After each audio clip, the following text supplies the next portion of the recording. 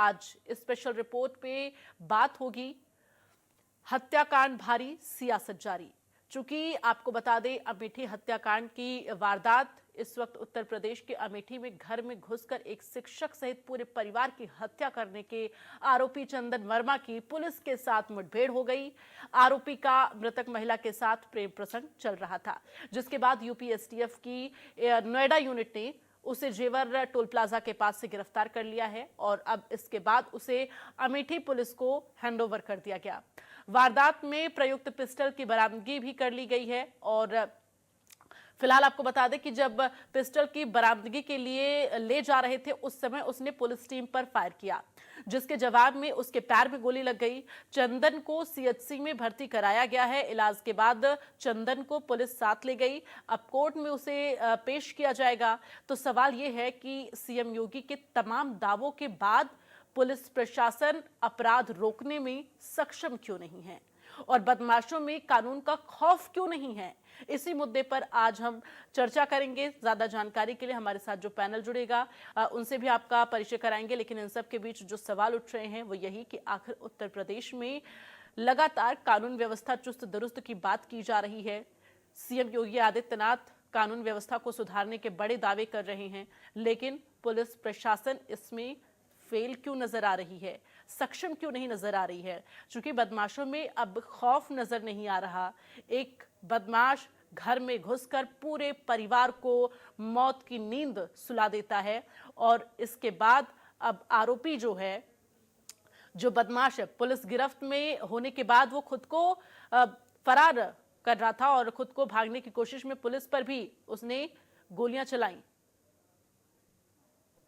शिवरतनगंज थाना क्षेत्र के अंतर्गत भवानी नगर चौराहे पर आज से 2 दिन पहले हुई नृशंस हत्या के मामले में, जिस गोलीकांड में अध्यापक सहित उसकी पत्नी और 2 बच्चों की मौत हो गई थी और कहीं न कहीं देखा जाए तो उस हत्याकांड का जो अभियुक्त था उसे कल नोएडा की जो जेवर टोल प्लाजा है, नोएडा की एसटीएफ जो है उसे गिरफ्तार कर ली है गौतम बुद्ध नगर की, और गिरफ्तार करके उसे रात में जो पुलिस अधीक्षक कार्यालय गौरीगंज है वहां पर उसका खुलासा हुआ। और कहीं न कहीं साक्ष्य संकलन करने के लिए जब रात में पुलिस उसे लेकर गई, जो उसके साथ पिस्टल था, जिस पिस्टल से उसने 4 हत्याएं की थी, तो कहीं न कहीं जैसे ही वो घटनास्थल पर पहुंचा जहां पर पिस्टल छिपाया था, जैसे ही वहां पहुंचा तो एक एसआई की पिस्टल को लेकर वो पुलिस पर फायर करने के लिए दौड़ा, जिसके बाद पुलिस ने आत्मरक्षा में गोली चलाई। और कहीं न कहीं इस समय वो गोली जब चलाई तो उस गोली में उसके दाहिने पैर में गोली लगी है और चंदन वर्मा का इलाज सबसे पहले तिलोई में किया गया। तिलोई के बाद जब उसे रेफर कराया गया तो इस समय वो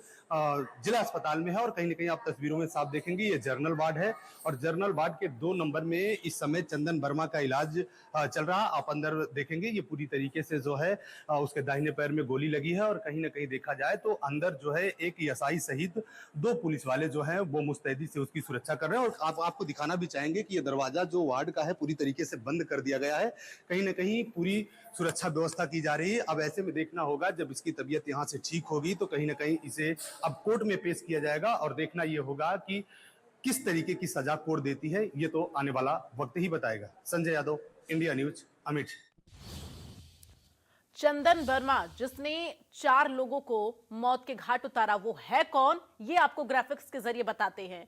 आप देखिए, रायबरेली के तोलिया कोट का ये रहने वाला है चंदन, जो कि हत्या आरोपी है। 18 अगस्त को हॉस्पिटल में युवती के साथ अश्लील हरकत उसने की।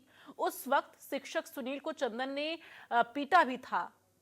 एफआईआर करवाने पर जान से मारने की धमकी चंदन की तरफ से दी गई थी।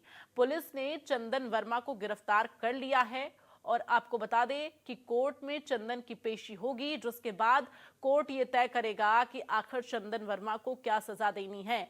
लेकिन अब सवाल लगातार यही उठ रहे हैं कि इस तरह से अपराध को जो अंजाम दिया गया है। हमारे साथ जो पैनल मौजूद है उनसे आपका परिचय कराते हैं। एमसी द्विवेदी जी हमारे साथ जुड़ रहे हैं, जो कि पूर्व डीजीपी रहे हैं। संजय यादव हमारे साथ, हमारे संवाददाता अमेठी से जुड़ रहे हैं। शिव प्रसाद हमारे संवाददाता रायबरेली से जुड़ रहे हैं। और सबसे पहले अमेठी से संजय यादव आपका रुख करते हुए, चूंकि इस वक्त जो तमाम अपडेट है वो सबसे पहले दर्शकों को दीजिए। अभी इस पूरे घटनाक्रम में क्या कुछ अपडेट सामने आ रहा है? जी बता दें कि जो मुख्य आरोपी चंदन गुप्ता था वो कहीं न कहीं अब इस समय पुलिस की गिरफ्त में है।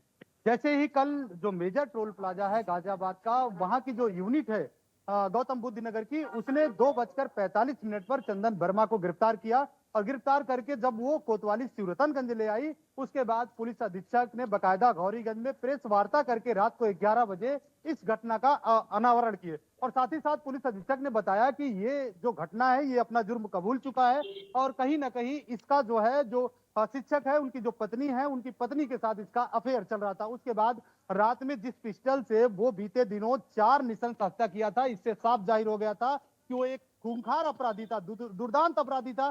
क्योंकि जो मासूम मासूम जो बच्चे थे, कहीं ना कहीं उनकी भी जान लेने में उसने कोई कसर नहीं छोड़ी। उस समय भी उनके हाथ नहीं कांपे। उसके बाद जब उसी पिस्टल की बरामदी के लिए जब मोहनगंज कोतवाली और साथ ही साथ सूरतनगंज कोतवाली की पुलिस जब उसे अपने साथ लेकर गई, तो कहीं ना कहीं एक एसआई की पिस्टल को छीनकर वो फायर करना चाहा, जिसके बाद पुलिस ने आत्मरक्षा में वो फायर किया, जिससे उसके दाहिने पैर में गोली लगी और कहीं ना कहीं पुलिस ने तत्काल उसे सीएचसी तिलोई ले गए, जहां पर उसका फर्स्ट ट्रीटमेंट हुआ। और कहीं ना कहीं उसने ये दुविधा जताई, ये शंका जताई कि हमारा जो पैर है वो खराब हो जाएगा, जिसके बाद उसे वहां से रिफर कराकर जिला चिकित्सालय जो है वो गौरीगंज लाया गया और गौरीगंज में उसका इलाज हुआ। उसके बाद एक्सरे हुए और एक्सरे के बाद भारी सुरक्षा फोर्स के बाद जो उसे नफीस सेंटर ले जाया गया, जहां पर साक्ष्य संकलन होता है, जहां पर बायोमेट्रिक होता है, उसके फिंगर होते हैं। क्योंकि कहीं भी एक नई व्यवस्था है कि अगर कहीं भी अपराधी अपराध करता है तो उसका पूरा खाता जो है पूरे प्रदेश में देखा जा सकता है। तो ऐसे में यह साफ जाहिर होता है कि जो पहली बार के जो मुखिया है प्रदेश के, जो मुख्यमंत्री योगी आदित्यनाथ हैं, उनका साफ निर्देश था या तो अपराधी अपराध छोड़ दे या फिर उत्तर प्रदेश छोड़ दे। और कहीं ना कहीं आज जो योगी आदित्यनाथ जी हैं, उनके कहीं ना कहीं जो पुलिस है वो पूरी तत्परता से काम की और 24 घंटे में इस जो पूरे परिवार की जो हत्या की जो गुल्थी थी उसको लेकिन सुलझाई है। शायद ये कार्रवाई पहले होनी चाहिए थी, क्योंकि पहले भी एफआईआर दर्ज जो है कराई गई थी जो मृतक शिक्षक है उनके पिता के द्वारा। शिव प्रसाद, आपका रुख करूंगी, क्योंकि इस वक्त इस पूरे मामले को लेकर सियासत भी देखने को मिल रही है। अब इस पूरे मामले में राहुल गांधी लगातार इस पूरे मामले को लेकर नजर बनाए हुए हैं, लेकिन जो रायबरेली के सांसद है, और ऐसे में अब वहां वो मिलने के लिए जाने वाले हैं पीड़ित परिवार वालों से। क्या मुलाकात हो गई है? क्या कुछ जानकारी अभी मिल पा रही है? देखिए, मैं थोड़ा सा अपडेट कर दूं। जब सभी 100 रायबरेली आए थे, जो पैतृक गांव है शिक्षक का, सुदामापुर आए थे, तो साथ साथ जो है उसके पहले जो अमेठी के सांसद हैं किशोरीलाल शर्मा आ गए थे। किशोरीलाल शर्मा ने पूरी बात राहुल गांधी से की और राहुल गांधी से जो मृतक है उनके पिता से बात कराई। तो बात में ये बात निकल के आई है। अभी हम राहुल जो किशोरीलाल शर्मा ने इंडिया न्यूज से कहा था कि हमने राहुल गांधी से बात करा दी है, अगर जरूरत पड़ी तो राहुल गांधी पीड़ित परिवार से मिलने आएंगे। तो ये दिन भर कयास लगाया जा रहा था कि जो राहुल गांधी से बात हो गई उनसे, लेकिन इसी बीच सभी पार्टियों के जो जनपित रहे वो आए, यूपी सरकार के राज्य मंत्री पहुंचे और पूर्व मंत्री पहुंचे, स्थानीय विधायक पहुंचे। आज अभी कल 100 का जो अंतिम संस्कार नहीं हुआ, क्योंकि इनके जो बड़े बेटे थे, इनके जो मृतक हैं, इनके बड़े भाई मुंबई में थे, सुबह आ गए। सबका अंतिम संस्कार लगभग हो गया है। और आज अभी जब थोड़ी देर पहले स्वामी प्रसाद मौर्य पहुंचे, उन्होंने बड़ी बात कही और खासकर जो यूपी पुलिस है, रायबरेली और अमेठी पुलिस को सवालिया निशान लगाया पुलिस पर। कहा कि जो 18 अगस्त को एफआईआर रायबरेली के नगर कोतवाली में कराई गई थी और गंभीर धाराओं में जो पत्नी है मृतक शिक्षक की, उसके द्वारा की छेड़छाड़ करता रहा, अश्लील हरकतें करता रहा और पति से मारपीट की, तो पुलिस ने गंभीर धाराओं में एफआईआर भी दर्ज की। लेकिन एक नए जो नियम आ गए हैं, नया जो बीएनएस आ गया है, उसमें यह पुलिस तर्क दे रही है कि 7 साल की सजाएं इसमें कम थी, इसलिए हमने जो है उसको गिरफ्तार किया और मात्र शांति भंग में कुछ घंटों तक थाने में रखा और उसको छोड़ दिया। और बाकी जो चार्जशीट हमने कोर्ट में दाखिल कर दी। अब कोर्ट इसमें क्या देखेगा। लेकिन अब सवाल जो परिजन उठा रहे हैं, जनप्रतिनिधि उठा रहे हैं कि जो बात होती है उत्तर प्रदेश पुलिस को लेकर के, मुख्यमंत्री योगी आदित्यनाथ हर समय कोई घटना होती है और लगातार वो स्पष्ट निर्देश देते रहे कि आप और इसमें शायद कोई यही बौखलाहट थी जो 2-4 घंटे पुलिस पकड़ कर ले गई और फिर छोड़ दी। यही बौखलाहट रही होगी जो कि आज 4 लोगों की जिंदगियों को निगल लिया है चंदन ने।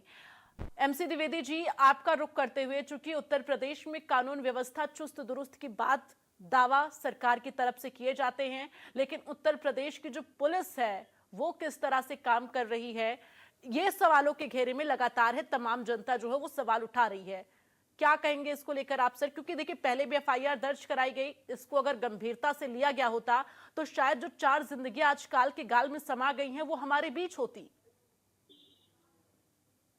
देखिए किन धाराओं में एफआईआर दर्ज थी ये मुझे ज्ञात नहीं है, परंतु सर जैसा छेड़खानी कि अभी और यादव जी धमकी बता देने रहे के थे, मामले में एफआईआर दर्ज कराई गई थी, चूंकि अस्पताल में जो पीड़िता जो मृतक महिला है उसके साथ छेड़खानी हुई थी, जिसके बाद ये पूरा मामला शुरू हुआ, एफआईआर दर्ज करवाई गई थी। तो ये सच है कि हमारा कानून ऐसा है कि वो कहता है कि कुछ वर्ष तक जैसे 7 वर्ष होगा इस वक्त तो बेलेबल ऑफेंस हो जाता है।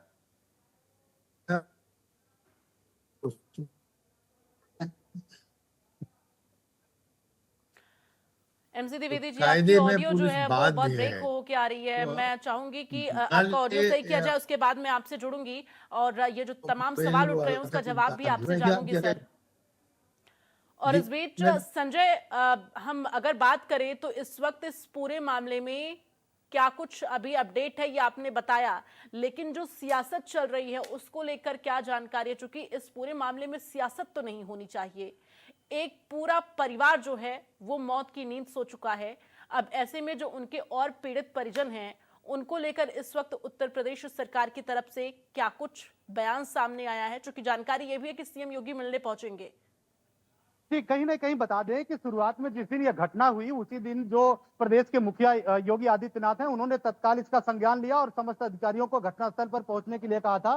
साथ ही साथ आपको बता दें जो विपक्ष है वो लगातार जो सवालिया निशान लगा रहा है वो प्रशासन पर लगा रहा है। जो पुलिस है उत्तर प्रदेश की उसको कहीं ना कहीं दोषी ठहरा रही है और साफ तौर से ये देखा भी जा रहा है कि जब 18 अगस्त को मृतक महिला जो पूनम है उसने जब एफआईआर पंजीकृत कराया था उसके बाद जो पुलिस है उसने ठोस कार्रवाई नहीं की। अगर ठोस कार्रवाई की होती तो ये जो 4 जान काल के गाल में समाई है शायद हमारे बीच होती। ऐसे में कहीं ना कहीं पीड़ित परिजन के जो पिता हैं उनका साफ तौर से यह कहना है कि हमारा एक जो खाने पर खिलाने वाला जो सहारा था वो हमसे छीन लिया गया है। अब कहीं ना कहीं हमारे बेटे को नौकरी दी जाए। और साथ ही साथ देखा यह जाए तो पुलिस ने भी कहीं ना कहीं एक लापरवाही की है, क्योंकि जिस तरीके से अपराधी जो चंदन वर्मा है उसके सर पर जो खून सवार था उससे कहीं ना कहीं उसका पूरा परिवार जो है वो तहस नहस हो गया है। तो ऐसे में देखा यह जाए तो लगातार सियासत भी हो रही है, लगातार मुद्दे भी उठाए जा रहे हैं, लेकिन कहीं ना कहीं देखा यह जाए तो जो योगी सरकार है वो लगातार जो पीड़ित परिवार है उसके साथ खड़ी है। कहीं ना कहीं जो पूर्व मंत्री स्मृति ईरानी है उन्होंने भी परिवार से बात किया और साथ ही साथ जो प्रदेश के मुखिया योगी आदित्यनाथ है वो भी आज मुलाकात करेंगे पीड़ित परिवार से। तो ऐसे में जो मौजूदा सरकार है उसकी भी सहानुभूति जो है वो पीड़ित परिवार के साथ देखी जा रही है। जी बिल्कुल। और अगर हम बात करें तो शिव प्रसाद, रायबरेली में जिस तरह से अभी इस वक्त आपने जानकारी दी थी कि वहां के सांसद जो हम मिलने के लिए पहुंचे हुए थे पीड़ित परिवार वालों से और मुलाकात के बाद आश्वासन दिया गया है कि उन्हें न्याय मिलेगा, लेकिन जो सियासतदान हैं अगर उस पर सियासत ना करके अगर ये पहले ही सतर्कता देखी गई होती, चूंकि जो लड़की के पिता हैं, जो मृतक महिला है उसके पिता के द्वारा भी एफआईआर दर्ज कराई गई थी, महिला के द्वारा एफआईआर दर्ज कराई गई थी, अगर इस मामले को गंभीरता से लिया जाता, चूंकि व्हाट्सएप पे भी व्हाट्सएप चैट जो सामने आया था जो वायरल हुआ उसमें भी साफ तौर पर 5 लोगों को मारने की जो धमकी है वो दी गई थी। यानी कि ये जानकारी है कि 4 लोगों को मारने के बाद चंदन जो है खुद भी खुदकुशी करना चाहता था। देखिए ये सारी बातें जो है पुलिस कह रही है और परिवार अभी भी जितने ये व्हाट्सएप चैटिंग और इस तरह के फोटोग्राफ्स बहुत सारे आए हैं, तो इसको जो है लेकर के विपक्ष भी सवाल खड़ा कर रहा है कि एक आप जो है इस तरह की बातों से अपनी जो कमजोरी है जो पुलिस है वो बचा नहीं सकती। और परिवार और लगातार विपक्ष ये कह रहा है, उनका एक सवाल है, सवाल जिस प्रकार से जो आरोपी है, आरोपी जो जब पुलिस ने अपने बचाव में इसको गोली मारी, जब इसके लगा कि गोली का दर्द क्या होता है, इसने कहा कि हमें मत मारिए, हमारा अच्छा इलाज करा दीजिए। तो अब ये बड़ा सवाल और पुलिस पर बनने लगे। अगर 18 अगस्त की जो साधारण, अगर पुलिस इनको साधारण धाराएं मान रही थी, एफआईआर दूसरी धाराओं में और उसका चालान शांति भंग में, तो आप समझ सकते हैं कि उस समय अगर ये जेल कुछ ही देर के लिए चला जाता तो इसके दिमाग में आता कि जेल जाने से ये होता तो इसका हो सकता है माइंड इसका डाइवर्ट होता। जैसे अब बात कर रहा है कि मुझे पता नहीं, मैं अफसोस कर रहा हूं, ये कर रहा हूं। तो जो आरोपियों को सजा शुरू में मिल जाए तो बड़ी वारदात की और सोचे ना। तो उसमें पुलिस से चूक हुई है। ये भले ही पुलिस न स्वीकार करे, पुलिस के अधिकारी न स्वीकार करे। और खास बात आपको बता दूं कि रायबरेली में ये इसका पैतृक निवास रहा और आरोपी इनके जो मृतक शिक्षक हैं इनके घर भी जाता रहा। वहां ही मुकदमा मुकदमे के लिए ये लोग गए, लेकिन मुकदमा नहीं लिखा गया। वहां की स्थानीय पुलिस ने किसी दबाव में, क्योंकि चंदन वर्मा पुलिस को अपने दबाव में कर लेता था, ऐसी जानकारी है, चर्चा है। तो पुलिस किस लाभ में आता की थी, किस बहकावे में आ जाती बिल्कुल, थी, इसकी इसीलिए हरदम पुलिस मदद करती रही। प्रशासन की जो कार्य प्रणाली है वो सवालों के घेरे में है। एमसी द्विवेदी जी, हम लगातार इस बात का जिक्र कर रहे हैं, अगर पुलिस ने पहले ही ये गंभीरता दिखाई होती, जिस गंभीरता से गिरफ्तारी की गई है, अगर ये गंभीरता पहले दिखाई गई होती तो शायद ये वाकया, ये तस्वीरें, खौफनाक तस्वीरें हमारे सामने ना आई होती। देखिए, जैसा आप स्वयं बता रहे हैं कि पुलिस ने उसको गिरफ्तार किया और उसके बाद में बेल पर छोड़ दिया, तो जो हमारा कानून है वो कहता है कि अगर ऐसा सामान्य धमकी का इस तरह का मुकदमा है, उसे पुलिस को बेल पर छोड़ देना अनिवार्य है। नहीं तो प्रेस, कोर्ट सभी पुलिस के पीछे पड़ जाते हैं। अगर उस स्थिति में कहीं उसको गोली लग गई होती पुलिस की, तो उसका कोई जस्टिफिकेशन नहीं होता, सब पुलिस के पीछे पड़ जाते। तो या तो कानून बदलवा दीजिए, मैं मतलब जिससे ये हो जाए कि नहीं, आप बेल कंपल्सरी नहीं है। नहीं सर, तो वो कुछ देर के लिए पुलिस उन्हें पकड़ कर लाई थी, उसके बाद छोड़ दी है, कोई बेल नहीं हुआ था, बस कुछ देर के लिए पुलिस पकड़ के लाई शांति भंग के मामले में, फिर उन्हें छोड़ दिया गया। अगर कॉग्निजेबल ऑफेंस था और बेल के बिना छोड़ दिया गया और ऐसी घटना थी, तो उसमें पुलिस का दोष है। उस हालत में संबंधित पुलिसजनों के खिलाफ कार्रवाई होनी चाहिए, ये सच है। क्या अगर ऐसे ही छोड़ दिया है उसको, लेकिन अगर बेल की है तो बेल तो मस्त है, और अगर उसको रोके तो फिर वकील, जज और पत्रकार सब पीछे पड़ जाते हैं कि आप कानून को अपने हाथ में ले रहे हैं। सर सोचिए, 18 अगस्त को एफआईआर दर्ज हुई और अब अक्टूबर शुरू हो चुका है, अक्टूबर का महीना, लेकिन इन सब के बीच जो शिक्षक है, जो शिक्षक की पत्नी थी, वो परेशान रही, वो लगातार न्याय की गुहार की वजह से ही लगातार पुलिस प्रशासन के पास जाती रही, मिन्नतें करती रही। क्योंकि इससे पहले जब मामला सामने आया, जो शिक्षक है उनको चंदन ने पीटा भी था और लगातार ये धमकी दी जा रही थी कि पुलिस में मत जाओ, एफआईआर मत करो, नहीं तो सबको मार डालेंगे। अब इस तरह की अगर धमकी आ रही है तो निश्चित तौर पर इसे गंभीरता से लेना चाहिए था। यदि बार बार उसने ऐसी शिकायत की थी तो पुलिस को निश्चित रूप से अधिक गंभीरता से लेना चाहिए था, और अगर उसको गिरफ्तारी भी नहीं की है तो पुलिस जन दोषी, जैसा मैंने कहा, उस हालत में उन पुलिसजनों के खिलाफ कार्रवाई होनी चाहिए जिन्होंने इसको साधारण पर लिया है। चलिए, तमाम बातचीत के लिए हमारे साथ एमसी द्विवेदी जी जुड़ने के लिए आपका बहुत बहुत धन्यवाद। संजय, आपका भी बहुत बहुत धन्यवाद, और शिव प्रसाद, आपका भी बहुत बहुत धन्यवाद तमाम जानकारियां दर्शकों तक पहुंचाने के लिए। और अपने दर्शकों को बता दें कि सीएम योगी ने लखनऊ में पीड़ितों से मुलाकात कर ली है और ट्वीट कर, पोस्ट कर लिखा है, लखनऊ स्थित सरकारी आवास पर ऊंचाहार विधानसभा क्षेत्र के विधायक मनोज पांडे की उपस्थिति में जनपद अमेठी में हुई दुर्भाग्यपूर्ण घटना के पीड़ित परिजनों से मुलाकात हुई है। उत्तर प्रदेश सरकार पूरी संवेदना और प्रतिबद्धता के साथ शोक संतप्त परिजनों के साथ है और आश्वस्त रहें, पीड़ितों को अवश्य न्याय मिलेगा, दोषियों पर कठोरतम कार्रवाई की जाएगी। तो ये आश्वासन प्रदेश के मुखिया की तरफ से दी गई है, लेकिन जो लापरवाहियां पुलिस प्रशासन की तरफ से देखी गई और 4 जिंदगियां जो अब काल के गाल में समा गई हैं, आखिर क्या अब वो दोषी जो है उस पर कार्रवाई से क्या वो जिंदगियां लौट आएंगी? नहीं, चूंकि अब वो जो 4 परिवार, हंसता खिलखिलाता जो परिवार था, वो पूरी तरह से मौत की नींद सो चुका है।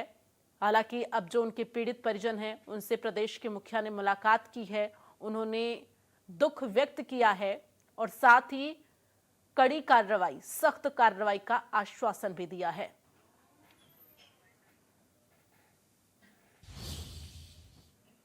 और चलिए, इसी के साथ स्पेशल रिपोर्ट में फिलहाल के लिए बस इतना ही। नमस्कार।